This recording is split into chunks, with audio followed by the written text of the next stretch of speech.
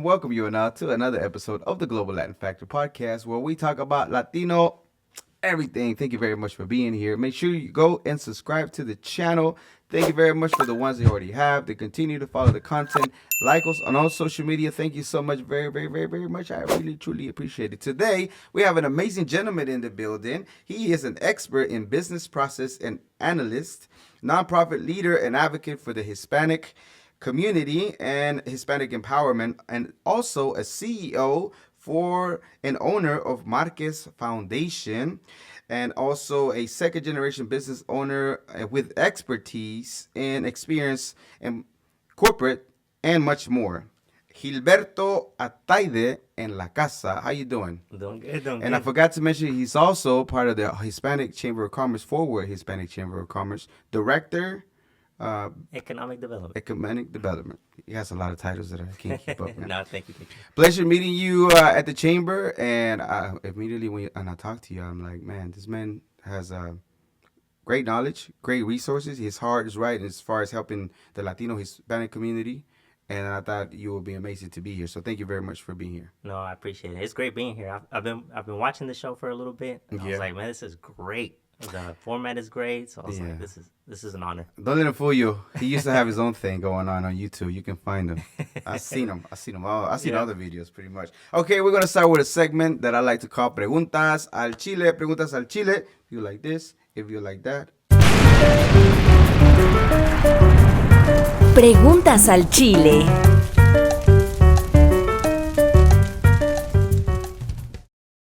Are you ready? I'm ready. ¿Estás listo? I'm ready. ¿Tacos o tortas? Tacos for sure. Tacos. Love tacos. What kind? Where'd you go to? ¿Qué tipo? Tacos de bistec or al pastor.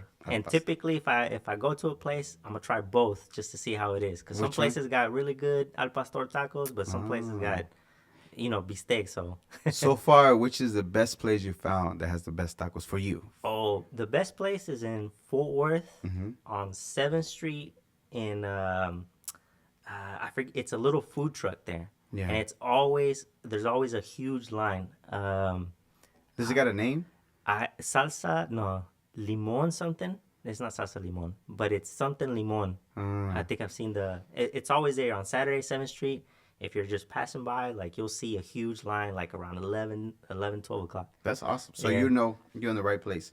Corn tortilla, flour tortillas. Corn tortillas. Gorditas or pupusas? Oh, that's a tough one because pupusas are good too. But gorditas for sure. Because I remember growing up and I had an aunt that used to sell gorditas. So it's nothing. When they're fresh, there's nothing like that. Yeah, that's true. Yeah. Mexican coca or jarrito? Probably coca. Yeah? The Mexican coca. Yeah, they do have a different flavor than the American coca. Yeah. Or agua de horchata, Jamaica, or tamarindo? Oh, that's a good one too. Definitely agua de horchata though. Yeah. Yeah, it goes. I think it goes better with the tacos. With the tacos? Yeah. What is? Let me ask you this: what is the best water you had so far? From what place? Ooh, there's a place in Arlington, and it's a taqueria on Pioneer. It's a little little place. I don't even know if they have a name, but it's been there a really long time. And they have the best salsa because it's really, really spicy. And they also have the best aguas. They have a couple, but the agua de horchata there is so good. You like the mom and pops, the little hole in the walls that can nobody find. That's the way where you find the best food. My dad used to come home from like panaderias. There's a lot of panaderias that sometimes serve food. Oh, yeah. And so, brisket tacos, brisket burritos are good too from several different panaderias that we've had. But for sure, the little hole in the walls. Well, you consider yourself a foodie, somewhat of a foodie, trying to discover some of the good spots. Maybe a little bit. Yeah. I try not to go to like the franchises if I can avoid it. That's what. Yeah, if it's with the client or something, then we'll go somewhere a little bit more well known. But if it's by myself, I'm going to little places that nobody goes to. What I tell you, man, this man be supporting the community. Okay, check it out. Salsa verde or salsa roja? I like both, but salsa verde. Salsa verde? Yeah. Team salsa verde all day, every day? Yep. Okay. Menudo or pozole? I like both too, but I'm gonna go with menudo. Yeah. Menudo on the weekends or Sunday mornings. I think it hits the spot. Okay. Another one. Where's your favorite spot to get some menudo locally in Fort Worth? It's a lady that makes it on Ah. Sundays, and she delivers. So we'll put an order in, and sometimes she'll bring it out to us. That's super low key. Yeah. That is the best one. Somebody still is getting down somebody's mom with the amazing thing. You Yep. can't get it nowhere. It's the best. Yep. Absolutely. Do they give you the? So when I got here to the States, it's the first time I ever tried menudo, but they used to give with tostadas. Oh, And yeah. I know there's people that like bolillo or Mhm. mantequilla or tortillas. What do you prefer? With bolillo for sure, and usually without the hominy. Mm. I just like the meat, Yeah, yeah, yeah. and yeah, it hits the spot. Yeah, For I sure. like the hominy. Not no more though. I retired in the noodle, but I used to like the hominy. Yeah. Valentina Tapatio Cholula hot sauce. Oh, just because I love chips and Valentina. What? Right? Yeah, you can put Valentina and everything, but Valentina, when you have chips and Valentina, that's Do you ever throw a limon there? I Have you ever had it? I've had it like that, but I think it's just good, just like that. And and it's really because it's nostalgic. When I was a kid, and I would visit. Both of my parents are from Zacatecas, and we'd go every summer. And I just remember getting the next door because they have like little stores everywhere. Tienditas everywhere. Yeah, tienditas everywhere. So next door, you go and get your chips and salsa, or after soccer games, or after like all the time. Was it the chips, the packaged chips, or was it the bolsita de plástico with the salsa? It was if it was cueritos, it's with the con la bolsa, like, and you put Like it a in clear there. bag Yeah, of like a clear plastic. bag. Yeah. And they used to serve the Coke in the plastic bag too. Oh yeah, yeah. They Yeah. still do. They still do. Yeah, you'll find it some places. That's Yeah, crazy. so I was like that. I don't know. It would always just hit the spot. So I wonder if. Okay, so I think it makes sense now that the bolsita with the soda is most likely a 2 liter, and they just break it down into. Yeah, You know, little made me parts. think, why would they want to open a Coca, put it in a bag, and then give it to people? Entrepreneurs, know. they're trying to make Bro, money. see, the most. Norteñas or mariachi music, which one do you like best? I think mariachi music when it's a celebration, but norteñas if you're trying to party. Trying that. That's Yeah. all night long. Yeah. This was way different, way off, not even the same client. Just like to entertain. It's a fun question. A conspiracy theory that you heard one time. When you heard, you're like, man, I think that's true. Well, it might be true. What would that be? Yeah, and I'm usually not big into conspiracies, but I saw the assassination of JFK, and I've always felt like this is kind of weird that nobody found out. Well, they say it was Oswald, right? All right.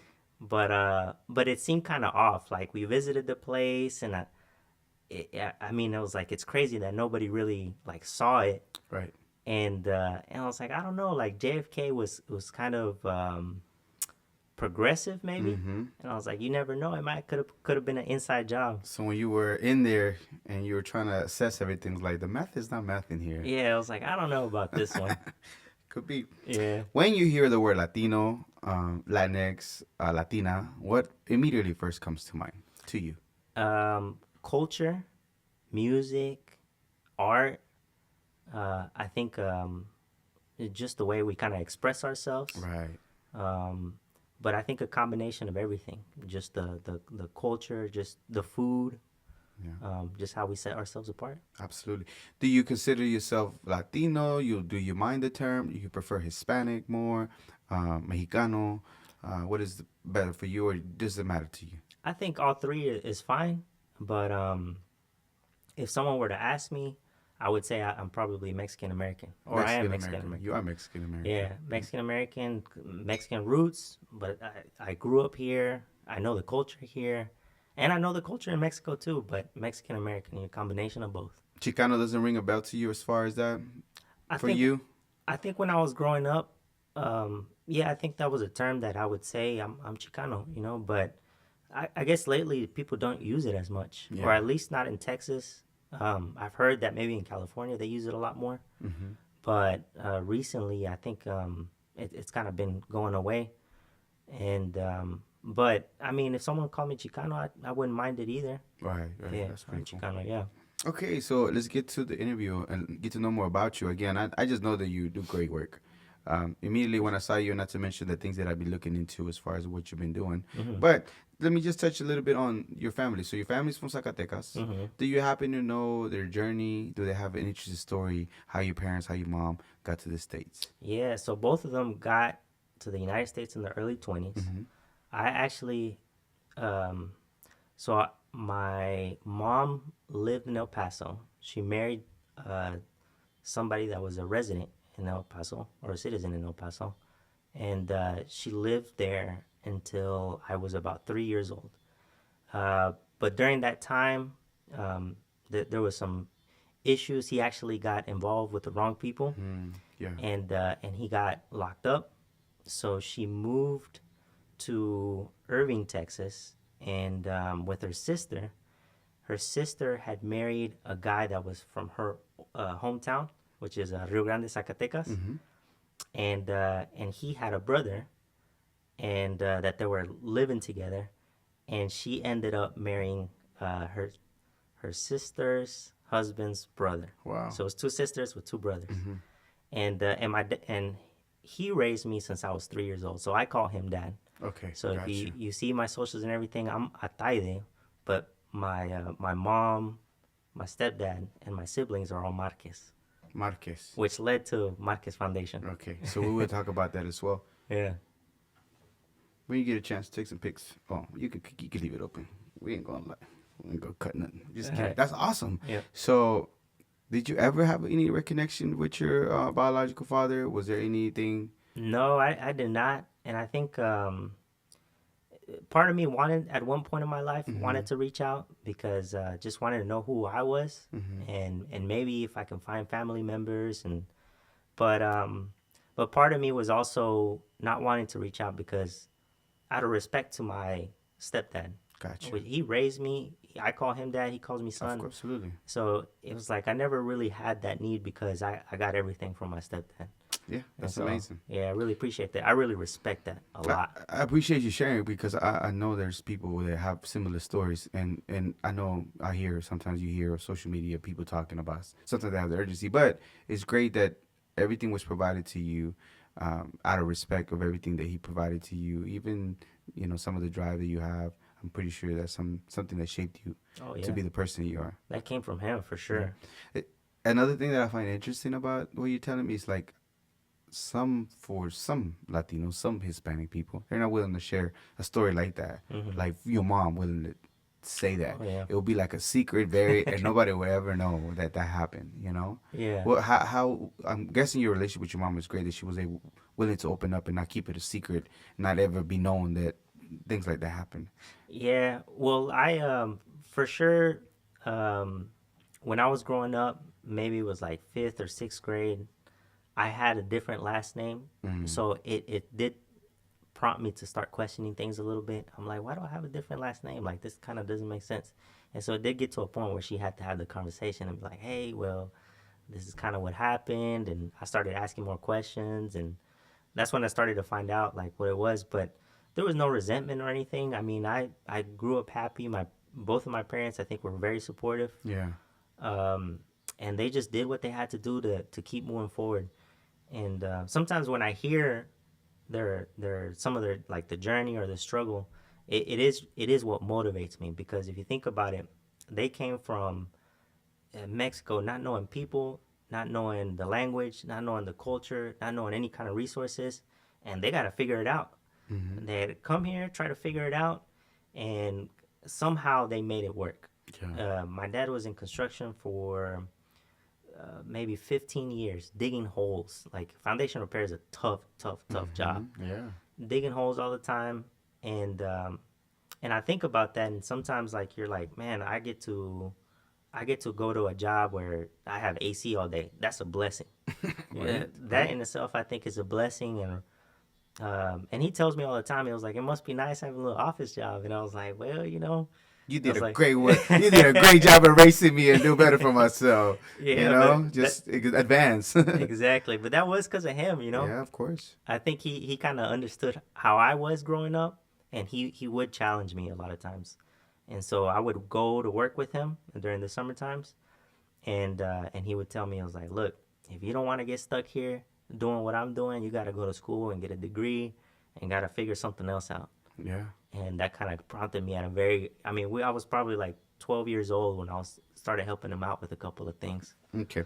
Before I jump off that subject, so when you had the conversation of that, how old were you at that time when you had that conversation? And was there, I mean, depending on how old you are, either you understand it, you don't understand it, or what's happening. I know you said there was no resentment. Is there anything in there for you that helped you push through? Like, this is what life is for me right now. Yeah, no, I was maybe like 12 years old. Remember, at 12 years old, I didn't really grasp it. Like I was like, okay, I guess that is what it is. And then when you start getting older, that's when I started realizing, I was like, oh, there was a lot going on, Yeah, yeah. There was a lot going on, and I can't imagine being in my mom's shoes, single mom, and not knowing anybody or the language. And she actually did get a job as a housemaid in El Paso at one point. Wow. So she was she used to tell me all the time that she lived in the house that she was working in, because I think it was more common back in the days. And she would just tell me, just she would put me on a crib and just put something for me to play with and just say, all right, just don't make a lot of noise. Wow. And I was a really quiet kid, so that's great. It worked out. But it is kind of crazy to think like what she had to go through. Absolutely. Shout out to your moms. Okay, so your dad encouraged you, he pushed you to go to school, so they were pretty encouraging as far as for you to get an education, right? Oh yeah. Absolutely. And I think it's because really my dad knew how to push my buttons a little bit, and he knew I was kind of competitive. And so it did get to a point where I was like, all right, Dad, I'm looking for colleges. I'm applying for this.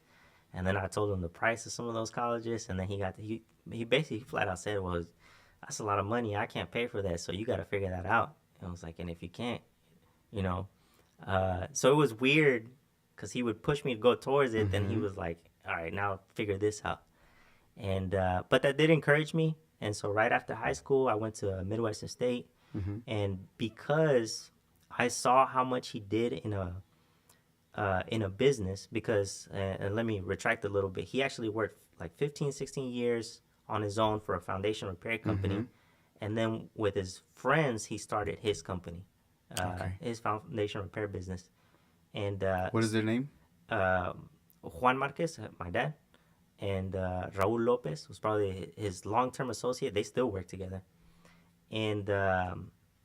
And so they started that business, and I was like 13, 14 years old, and I was helping. Actually, that's when you remember that software program Paint?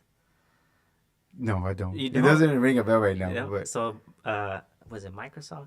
Anyways, it's a software Paint. it sounds like Paint. Yeah, I think it was a Microsoft program. Yeah, and so I used to draw like little layouts and stuff on there, and he Yeah. was like, draw me a little layout because they want this contract or whatever, and I was putting.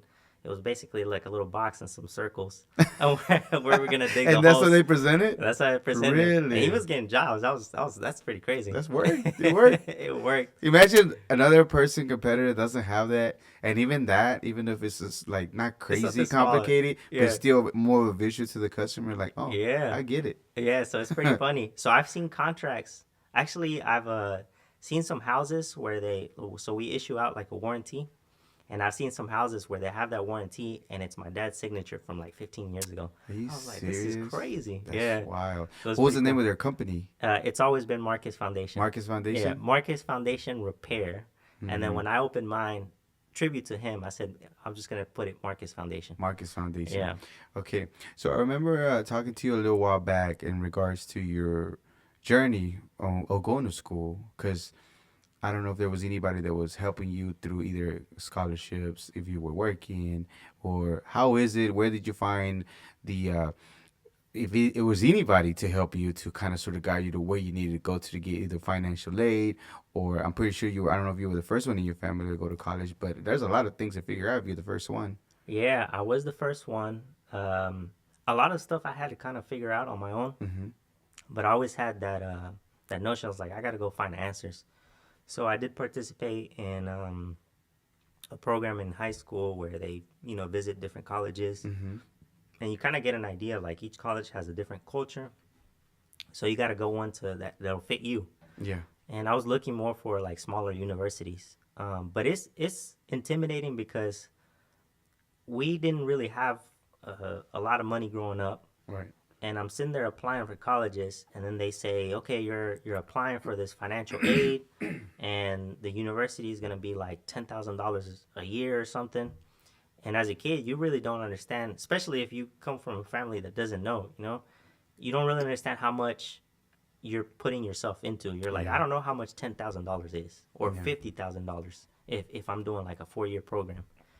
And so it Right now it's was super cheap though, but can I get those throwback prices back? yeah, but it's crazy. And then so I really just took a leap of faith, and I was like, okay, I'll just, you know, we'll apply for this financial aid, we'll apply for this loan.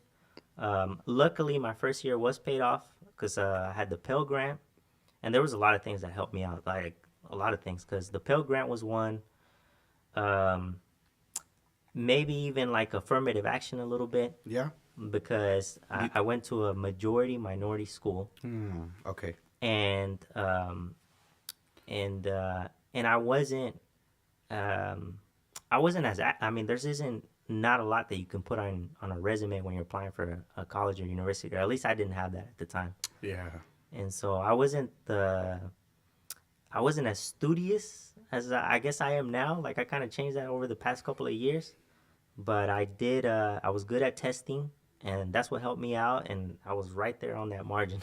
So for you, okay, because I was the same way. I didn't no extracurricular besides soccer. That's what Not, I had, no soccer. need to go into Yeah.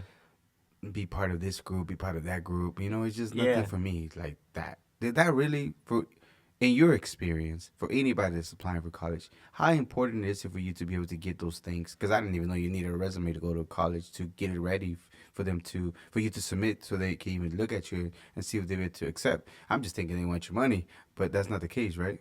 No, I mean, it does help out because, and I think it more so helps out on you in expanding your choices.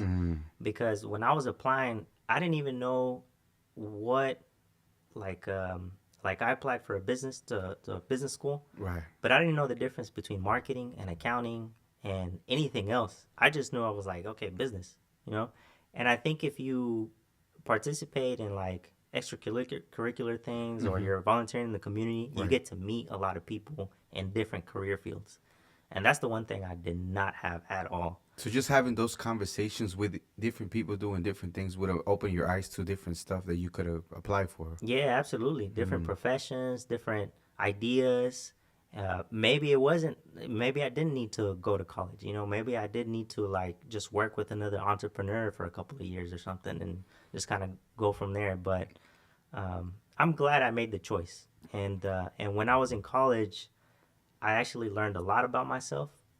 I realized I had no idea how to study. Like, my first semester was terrible, and I had to change that. I talked to a few people in the dorms because I lived in the dorms, and I realized that my study technique was I had to read one page, write notes, and then just go through the whole chapter or book.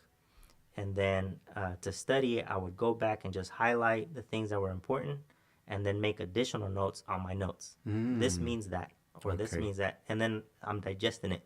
And that was the way I learned all 4.5 years. That's how I study. Who was the one that introduced you to that method or realized that that's the way that for you was the best way for you to learn?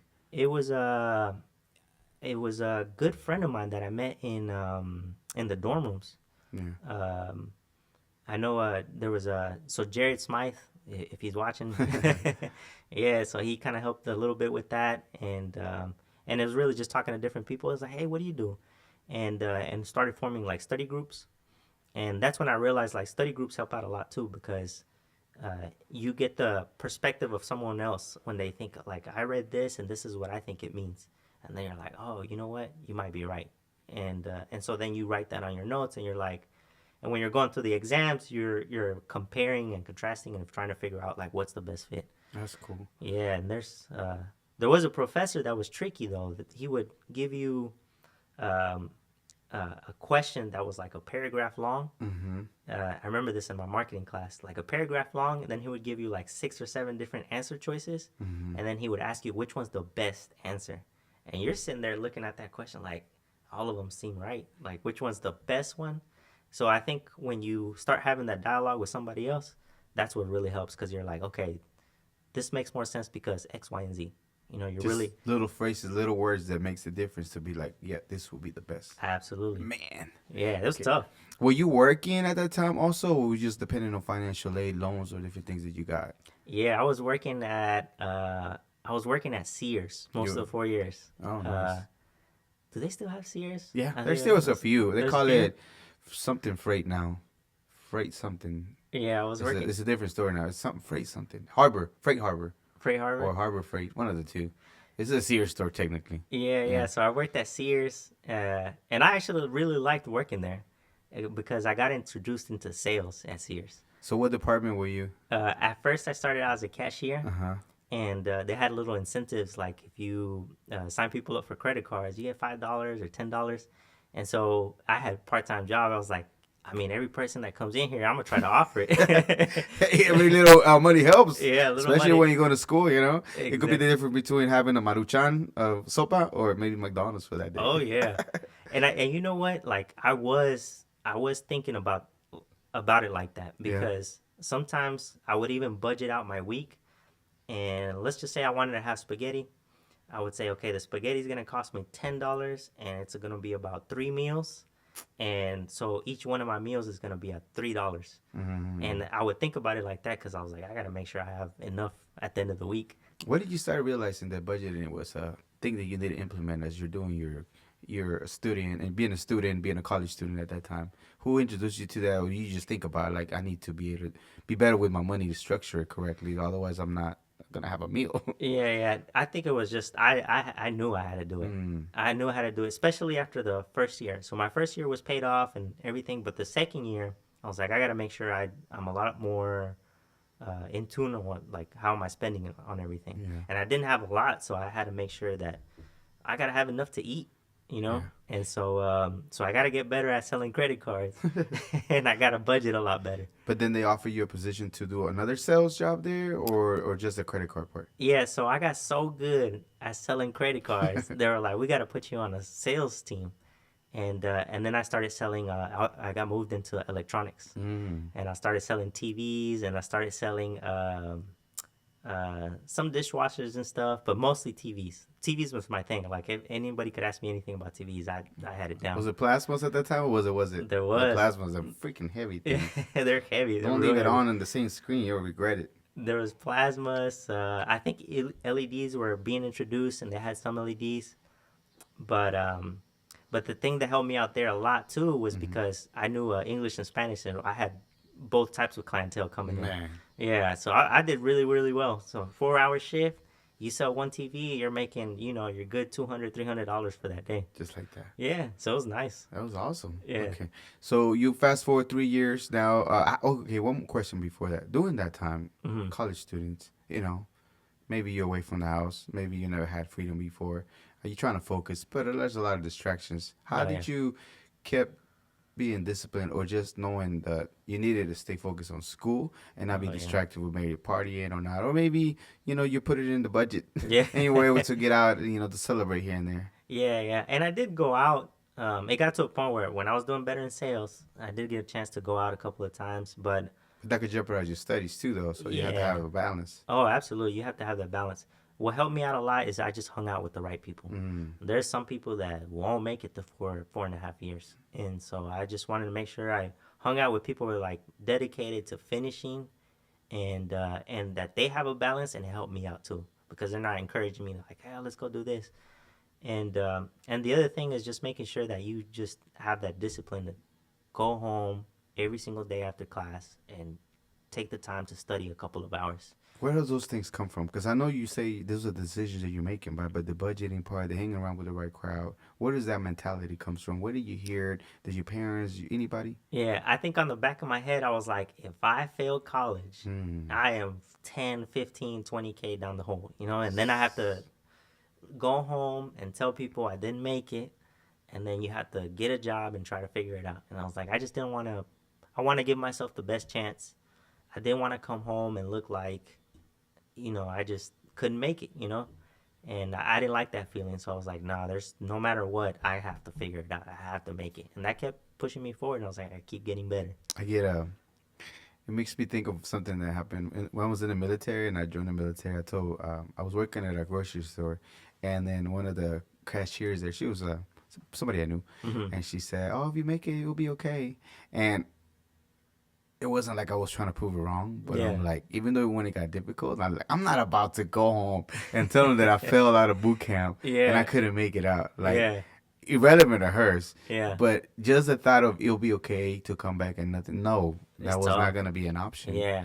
And so whatever I could, I pushed through the pain, the yelling, whatever. Yeah. And it's the same thing. Why would I? I don't want to come back and be a failure. I know it'll be all No. right, Yeah. but still, no, it just wasn't an option. Yeah, so I was like, Yeah. I gotta give it my best, and this the last thing that I'm gonna do is to leave, That's or awesome. quit.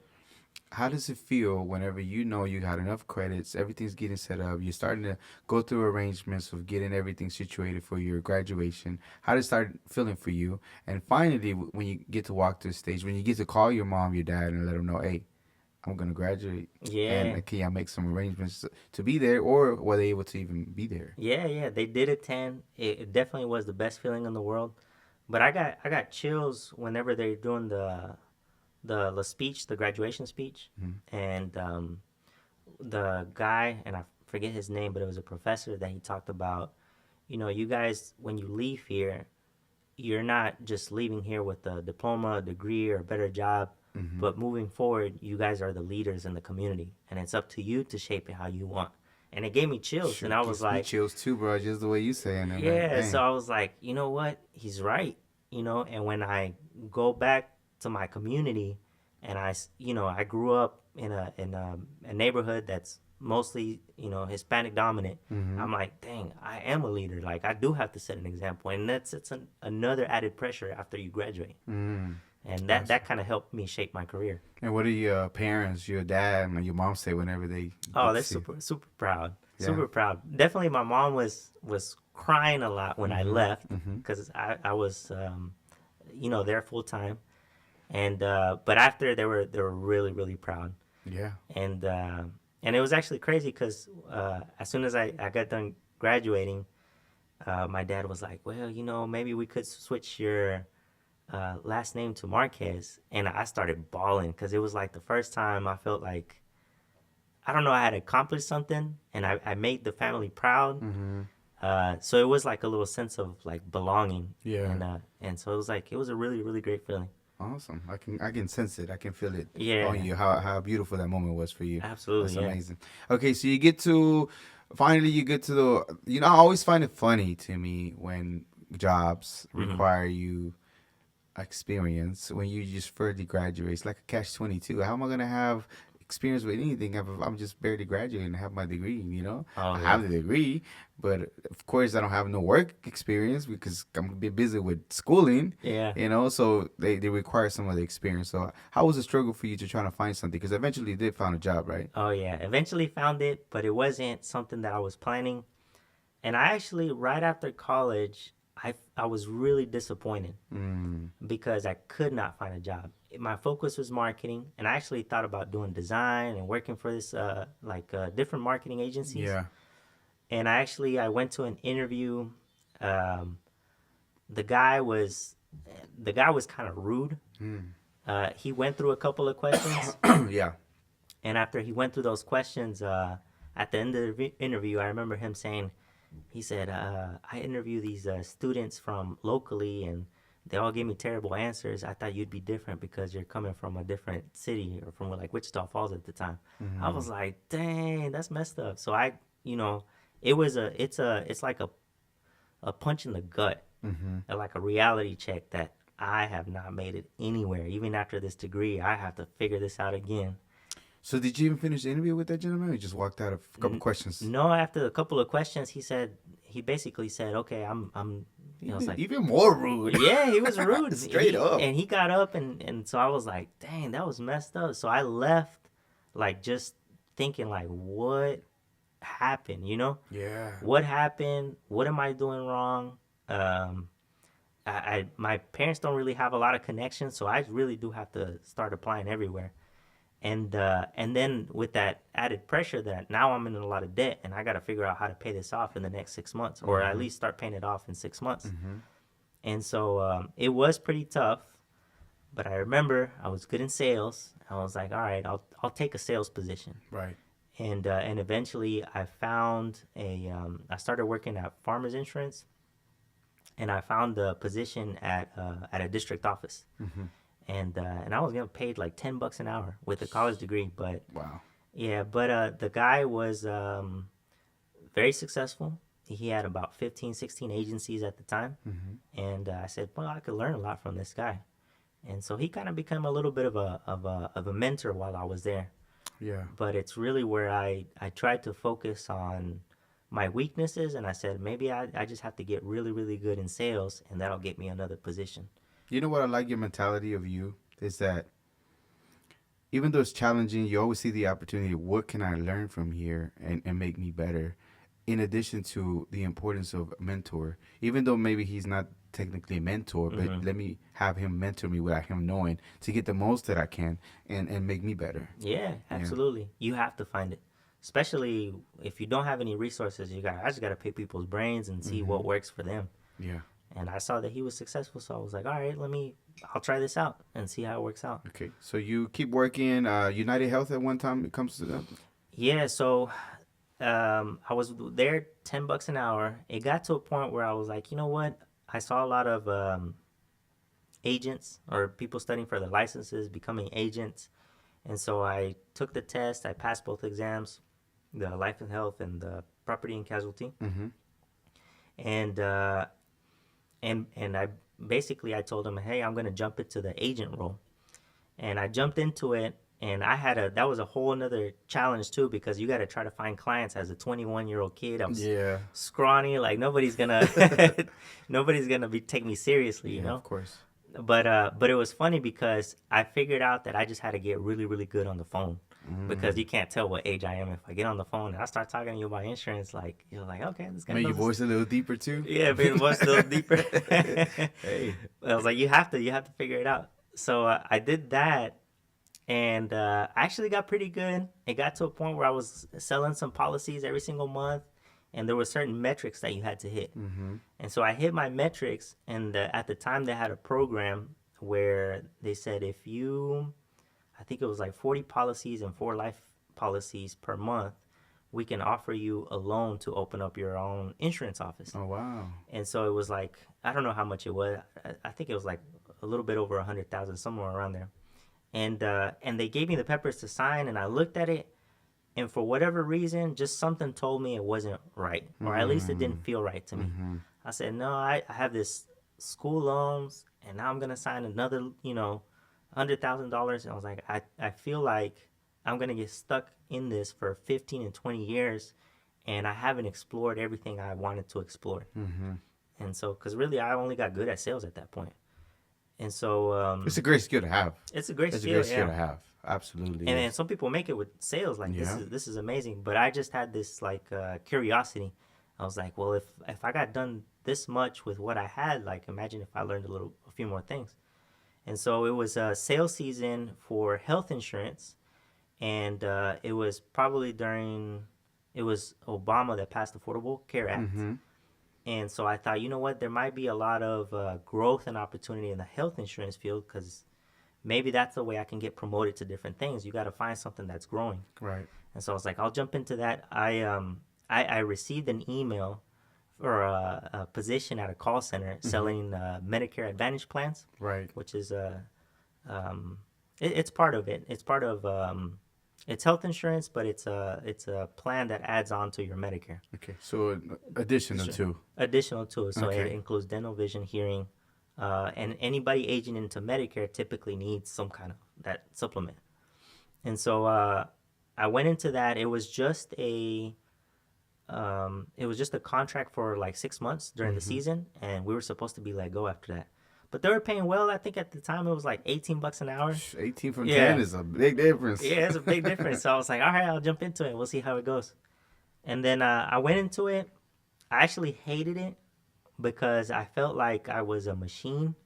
Like every time the phone rang, I still remember that little beep. and then you just had to go.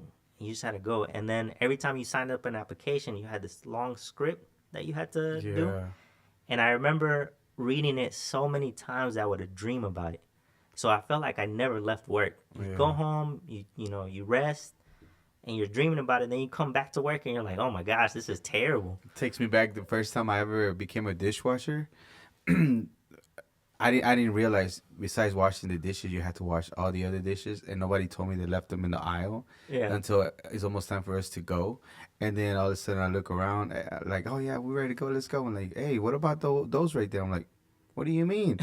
And I look over, and there's a freaking line of dishes that I have not washed. So I stayed extra an hour in addition to my regular shift to finish. Yeah. But that night, Uh-huh. stacks and stacks and stacks of dishes, bro. Yeah. I was like, what the? And What's I going feel on? you on that. Yeah. That script is this freaking dishes, man. It's like over and over and over. But during that time, you start seeing some things and other opportunities you might be able to dive into with that opportunity, right? Yes. Okay. The biggest thing is, I told myself I got two options. I can call it quits, or I can try to move up. Mm-hmm. And so I did always do my best to stand out in a crowd. And it was funny because maybe it was destiny, but 6 months after the project was done, they kept 30 agents out of 170 something, and I was one of them. You made the cut. I made the cut. They were like, "Hey, we're offering you an extension. Some things are coming down the line, and we'd like to keep some of you for the rest of the season." I was like, "Great, I'll stay on a little bit longer." And it was probably during that time where our call center got bought out by Optum, which is a sister company of United Healthcare. And so, but it was good because Optum is a huge company. I mean, I think if there were, United Health Group is a umbrella of companies. If you take Optum by itself, they're probably like Fortune 12. Okay. And they're more so in data and analysis, but they were experimenting with the project, and we were part of it. Awesome. And so I was like, this is great. So I jumped into it, and I said, yeah, I'll keep doing this. And then they switched us over to a campaign where it was mostly service instead of sales. But at the time I was thinking about it, I was like, well, I got really good in sales. Let me see if I can get really good on service on that side, because I have no idea what it looks like. Right. And so, yeah, I just took it as a learning opportunity and just kind of went from there. Okay. Now, during this time at all, are you even thinking about entrepreneurship? Is the bug biting you a little bit that you may want to go ahead and start your own thing at all? Is there money coming in maybe that you got a little extra that you can maybe start building something, or not yet? When does Marquez Foundation technically becomes a thing? Yeah, so I did start a company when I was around that age. It was a failure. What was it? What was the name and what was it? Yeah, it's kind of embarrassing, but I was into fitness because I was 150 pounds. I was like, I need to put on some muscle. So I started going to the gym a lot and stuff. And then a friend of mine, I told him, hey, what if we start? I was like, I need to meet a lot more entrepreneurs to see what kind of business I want to start. How do I get in? And then I started thinking, well, every entrepreneur needs marketing. They need a t-shirt or something, And I said, well, let's start a t-shirt business. And then the idea kept evolving after that. And then I said, you know what? Maybe we should start T-shirts for. We'll do all kinds of T-shirts, but we'll do T-shirts for people that go to the gym, and we called it muscle covers. Muscle covers. Muscle covers. Yeah. Okay, that was the name of the company. That was the name of the business. And it was gonna be the branding for that, but you were still gonna print for other stuff if they wanted. Exactly. Okay. Why did you want to become an entrepreneur? I can't even say the word entrepreneur. Why, knowing that you have a steady job, knowing that you're working to better yourself in there? I know your dad is one. Where does it come from to make you even want to try to experiment on the shirts? Yeah, the 9 to 5 just wasn't enough. Like it got to a point where I was learning a lot, but it wasn't really the thing that fulfilled me. And but I took it as like my 9 to 5 is my learning opportunity, because if a corporate company does it, I want to learn how they did it. And I want to learn as much as I can from every single area. And so if I leave here and I become an entrepreneur, I should be an expert. And that was my whole mentality. I ended up staying at United Healthcare 8.5 years. And that was my whole mentality throughout the thing. Just learning, Just learning. learn as much as I can. If I find somebody that's amazing, pick their brain. And so I switched over from, and it helped me out a lot because people saw that I was ambitious, and I got promoted in those 8.5 years. I got promoted about 5 times. Wow. So I went from agent to coach to supervisor to business analyst, and then senior business process analyst. Wow. Which is handling like bigger contracts with the federal and state, and then putting processes together for all the call centers. Doing process yourself together for the other call centers. Yeah, for the call centers. Imagine, and you started just by learning, having a desire to learn as much as you can, having a learn opportunity, and then do that. Yeah. How long did the t-shirt business last, and why did it dissolve? You and your partner just it wasn't it. Yeah, after it was fun to pick it up. Like I learned how to do screen printing and all of that. But then it got to a point where we had a big order from a church. It was like 300 shirts, and we had to get it done like in a week or something. And I remember coming home from work, and it was so repetitive. And I think that's the thing that I dislike a lot. Repetitive. Yeah, repetitiveness. If it's too repetitive, I'm gonna check out. And so I was like sitting there going, 50 shirts a day. Like the script. Did you have nightmares that day about prison? So it was nightmares about printing on t-shirts after that. Yeah. So I was like, you know what? This is not gonna work out. And it's not enough. I always thought it's good if you have an employee and they're doing the work, and you're the business owner and you're like, okay, I can oversee this. But when you're doing it yourself, you're like, I can't just add another task after my job and then not get enough for me to say like it's worth it. Was it any fulfillment at all either to do it, even though you're doing maybe making some money, but it's just like, what am I really doing? Yeah, it's fulfilling in the sense that you're like, oh wow, like at the end of the day, we only had the company for about a year, but at the end of the day, I did learn a lot about the industry. Nice. I learned a lot about the industry. I found out where to get supplies. I found out best processes. And then, and it was just a feeling afterwards. They're like, hey, if I ever need to go back to that, I guess I could. And it's just like a little bit of security that if I get fired, I can still make it. Make shirts. Yeah, I can make shirts, I guess. What is the next adventure as far as business-wise? When Marquez Foundation comes to be, was there any other businesses that you experimented at all? So that was it. And then I really enjoyed my 8.5 years. I kept getting promoted. I love learning. And then it was probably during the COVID season where I felt like I needed to make a change in my community. And it probably goes back to, the graduation speech and being a leader. Yeah, of course. And you're working in that environment. You really don't have the opportunity to go out and just be in the community or be visible or, And so I was like, I want a career switch. It got to a point where I was like, I just wanted a career switch. And that's when I said, I'll probably pick up Marquez Foundation. My dad had an associate that was doing all of his marketing at that point, but he had he said that during COVID he retired. And so I told him, hey, I'll pick it up. I'll help you out with it. I know the business. I know the work. It won't be too hard. And so I started going to networking events. And then I show up to one networking event where it was actually a brand new Chamber of Commerce. It was the Greater North Texas Hispanic Chamber of Commerce.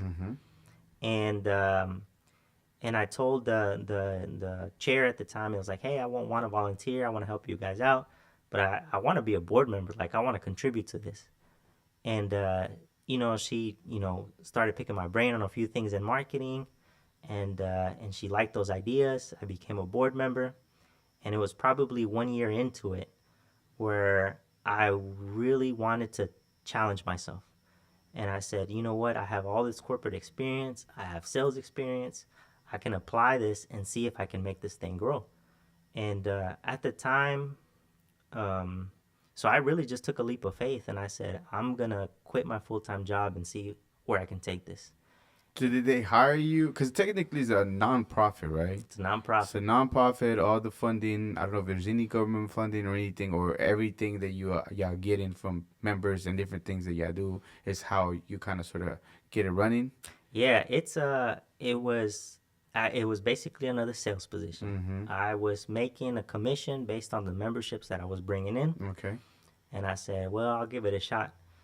We started out, when I quit, we had about 20 members. It was small, like real small. We're just having little networking events. Wow.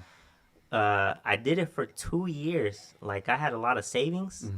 So all of those savings, I was like, I'm going to see if I can make this grow. And if I can make this grow, it'll be like a big accomplishment for me. And those 2 years, I got it to where we had about 200 members. 200 members. Yeah, so, and we had a lot of events throughout the year, and we had great momentum at the time. Yeah. I seen you had a Cinco de Mayo event. You were on videos. Yeah. Doing Zoom calls too. Yeah. With different people that one of our shout out to Christian Rocha. Yeah. Chris Rocha, he was here, but he was part of it as well. And all y'all were doing just, Zoom calls and events and different things like that to grow it. Yeah. So 2-year run, you did it. 2 years, and I think that was the biggest benefit. I did meet a lot of great people. Mm-hmm. I think a lot of people were just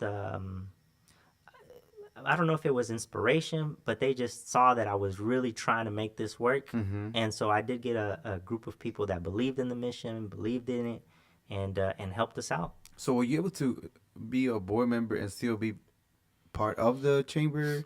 So it got to a point where I had to leave my board member position, and because it'll be a conflict of interest, so I left the board member position, and then I said I'll be the first, I guess, executive director. So that was your position at that time? Yeah. For until you left 2 years. Mm-hmm. And then something else comes. Yeah, so and during those 2 years, I was growing Marquez Foundation. Mm-hmm. I said, okay, I'll grow Marquez Foundation, and then so I got done with the 2 years, and then I got to a point where that chamber is just a lot of work. Mm-hmm. It's a lot of work. You're stressed out. You're like, I have to focus on one thing, and what's the thing that's bringing me more money? Marquez Foundation right now. Okay. And so I actually had the idea of just focusing on the foundation repair business, but I quit, and on this very same day, I don't know if it was like the stars aligning or something. Right. But Annette had reached out from the Fort Worth Hispanic Chamber, and she said, hey, I'm looking for somebody that can do X, Y, and Z. Somebody is leaving that position, and I've seen some of the work that you do, and I'd love to have you work over here. Yeah. And then I thought about it. I was like, you know what? I want the experience of not working with a started chamber, but a chamber that's been around for 50 plus years. 50 plus years with like 800 members? 830 plus members. Yeah. And growing after today, they're going to grow up more. Yeah. Absolutely. Huge events, turnouts of 200, 300 people. Yeah. And so I was like, I wonder what I can do with this. And so I've been there for 4.5 months, super happy about everything that's been happening, and a great team that we've built, or that Annette put together. But we've been building it, and so I'm really, really excited about what we can do in the next year. Yeah. I part of the chamber. That's how I got to meet you. But I thoroughly love what y'all do. The whole chamber, everybody, everything. I never even know what a chamber was, Yeah. So happened to be that a regular position, a regular 9 to 5 that I be doing sometimes. Yeah. So happened to be that I'm like, well, let me be part of it. I don't even know what it is, but let me find out what they do. Oh, yeah. So, okay. Because I will use it here, but you don't know what the benefit is as like a regular person or an entrepreneur. What is even the chamber? What do they contribute? What do they do? So to simplify, somebody that doesn't know what a chamber is, you've been working with what is the resources mainly that one can get out of it, whether it be just to know whether you're in the community or whether you're an entrepreneur there's wanting to, you already started your business, want to start a business, or even how to get started. What are the things that the chamber can help with? So there's a lot of stuff, but I tell people, definitely get a chance to meet other entrepreneurs, because if you start a business, you're going to need advice from an accountant. You're going to need advice from an attorney. Hopefully not, but you're going to hopefully have them on your side, right? Or know somebody that can kind of help you out if you get stuck in a situation or to prevent anything from happening. And you're just wanting to learn from as many people as you can with different experiences, because that'll help you shape your business. And you get a few ideas from everybody. I learn from everybody that I talk to. And But the other thing too is the thing that helped out Marquez Foundation when I just started it is that I found a plumber, a structural engineer, insurance agent, banker at the time, and we were all passing business to each other. So if you think about it, that's a lot more effective than a lot of different marketing techniques because that insurance agent has 300 people, clients. That engineer has 200 clients. That other person has 200 clients. And if you just meet once a month just to like talk about, hey, I can send you this one and you can send me that one. And that will probably be about 30% of your business referrals. Mm-hmm. And so that's a big thing. So we have networking events every single month, and that's really to get people to connect. We can connect with resources in our membership. But that's one thing. The second thing that's kind of unique about this chamber is that we have business consultations. Mm-hmm. And I actually sit down with you and we assess where you are in your business. So we talk about your business plan. We talk about how you can differentiate yourself, how you can position your business when you're talking to somebody, budgeting. We have classes. So we have 2 cohorts per year called Lanzar, which actually we have 1 cohort starting next week. Cohort? Is that what it is? Yeah, Just so 10-week classes. Mm-hmm. And that's really what it is. And we have an instructor, so it's instructor led. And 1 cohort's in Spanish and 1 cohort's in English every single year. And those are all about More about launching your business. Mm-hmm. So you talk about, do I have a great idea? How do I do my bookkeeping? How do I put a strategy together? What are the best types of ways to register the business? Because there's different tax benefits depending whether you register it as an LLC, corporation, sole proprietorship. right. And so they really go through those basics to make sure that once you launch it, and that's why it's called Lanzar, Mm-hmm. that you are ready to go, Great. and ready to position it. Okay. And all these for members and non-members as well, if you wanted to get some of the knowledge of how to even go about, if you have the little itch of becoming an entrepreneur, want to have a great idea, think you have a great idea, you Yeah. can actually really get honest feedback as far as like it could be a great thing, or you might not want to hear it, but it might not be something that's gonna make you any money. Yeah, and I think, and more so, I want to encourage people. Like, I won't discourage anyone. It is free for members and non-members, but we found that if we do take the time to educate and go through the process, they'll become members anyways, especially if they're serious about growing their business. And so, but yeah, I think the more so is just like we can give a lot of feedback because we have 830 members that we're learning from. Yeah. And so really it's just a wealth of knowledge. And then the other thing that I forgot to mention is our certifications. So typically if there's a government project or a city project, and it could be mostly in construction, but there is a lot of different things that you can bid on. But the city puts out projects, and sometimes they have like an equity goal. Like they'll say that 30% of contracts will go to a minority business owner. And so because of that, the city would want minorities to apply to those bids. And so we have a person in our staff that will help you get your certification. And then once you get your certification, when those bids are coming out from the city, it'll help you apply and bid for them.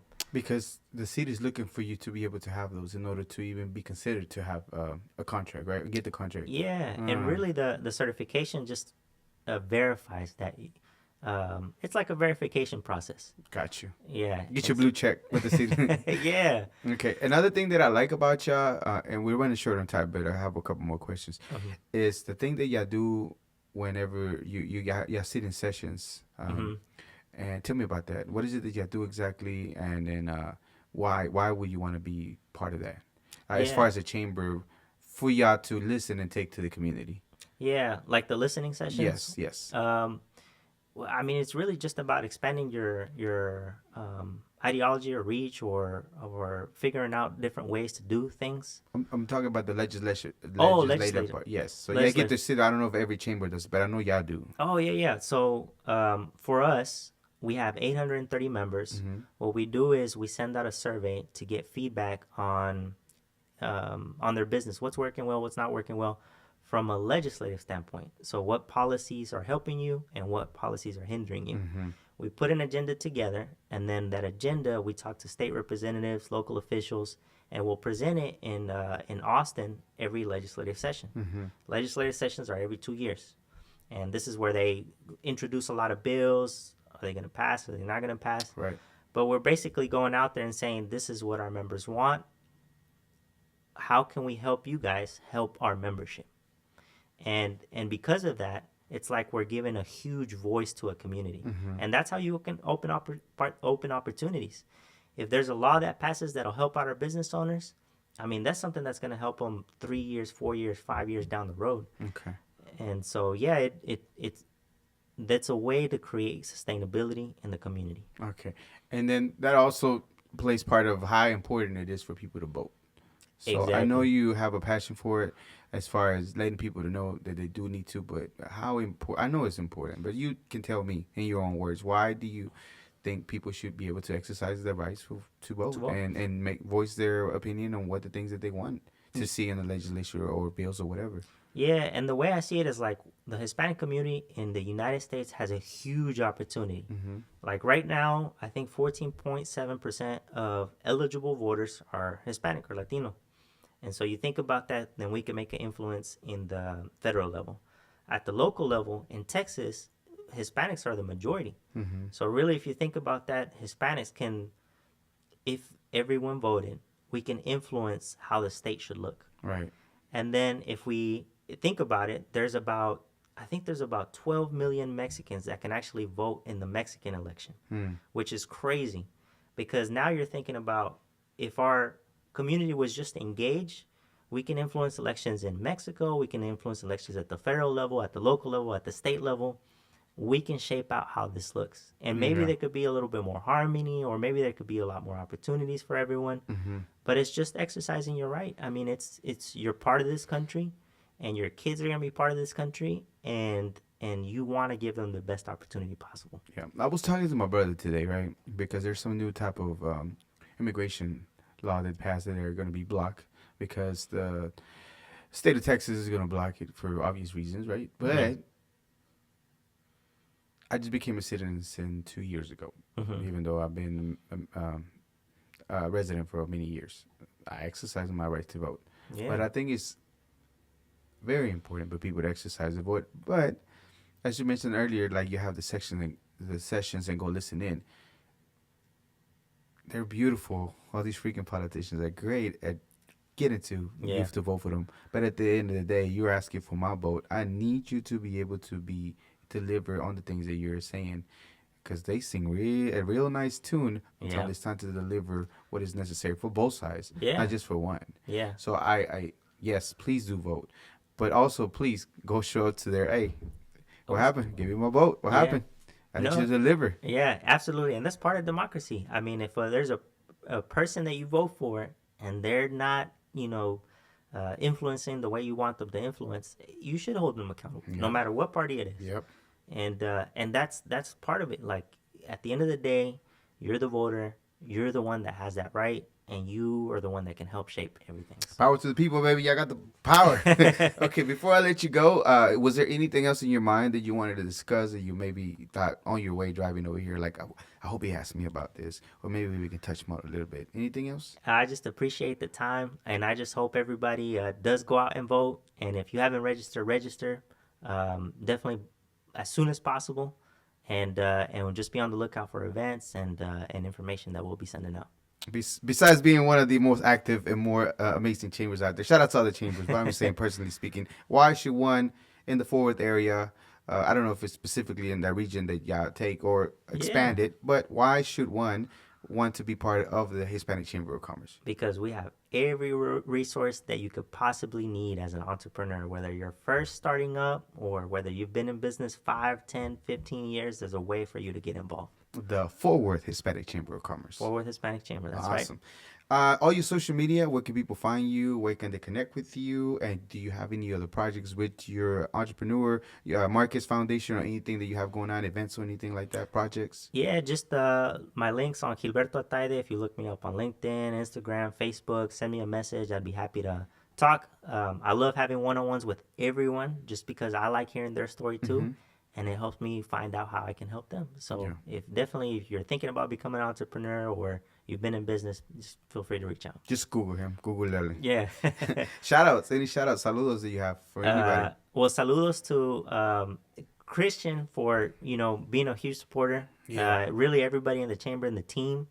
And of course my family for pushing me. And the more I think about it, I was like, it really shaped my whole life. So definitely family and everybody from Rio Grande, Zacatecas, because they have been very, very supportive from Mexico. Every time I post something, they're right there helping Mándales out. un saludo en español. Sí, un saludo a toda la gente de Rio Grande, Zacatecas. Muchas gracias por el apoyo. Y espero verlos pronto al fin de este año. Okay. What is an important lesson that you learned working at the chamber or entrepreneurship on your business that you will tell your younger self that will help somebody else out? What would that be? I think just being a long life learner. I think that was the biggest thing for me. I love learning, and no matter what the challenge was or obstacle or whatever it is, at the end of the day, you always learn something, and you're like, okay, this is taking me 1 inch closer to a bigger goal. So at the end of the day, just take everything as a learning opportunity. Awesome. Okay. Usually when I wake up sometime during my day, I say something along those lines. I'm not immortal. I am mortal, and I will die one day. I will die one day. I'm forgetting my words. And it's not an original thought of mine. I heard it from a gentleman. I just liked it a lot, and I like to remind myself of that. Not to scare me, to frighten me, terrorize me that I'm not going to be here. It's more of a reminder of my mortality, reminder that I'm not here forever, and I need to do as much as I can and take action on it as soon as I can. With that, I wish you a long, long, prosperous life. When everything's said and done, what do you want people to think and feel about your life? I definitely just want people to know that Hispanics do help each other out.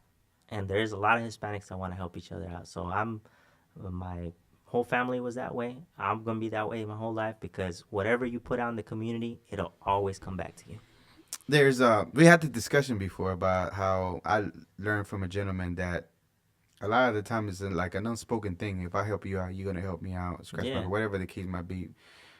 But it just keeps things flowing and going, right? I don't have to hold things that I have a refer for you if you can help them out.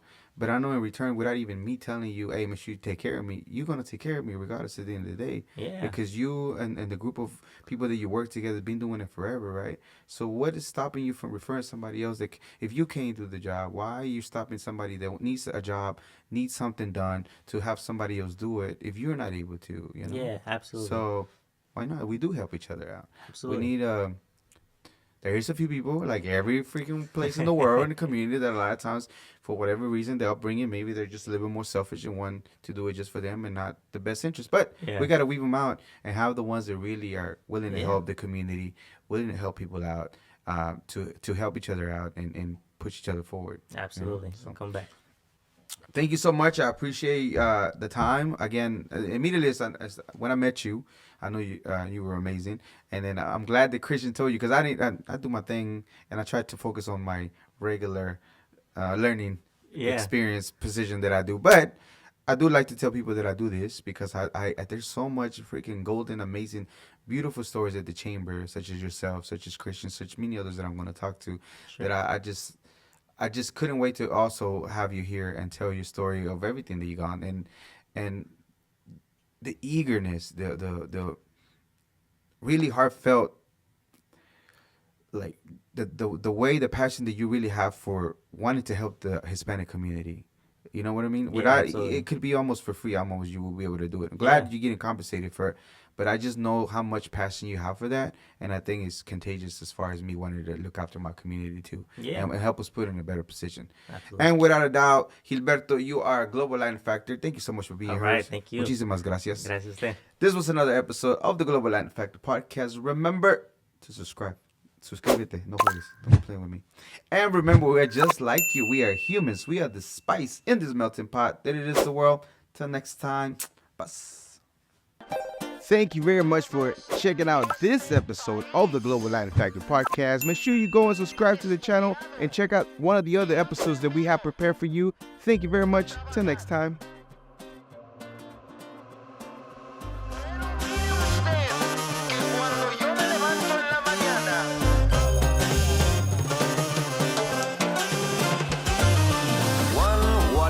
Vigo. Walks like a pedo, but in fact is a flamingo. Coming to Havana and reef from the flamingo.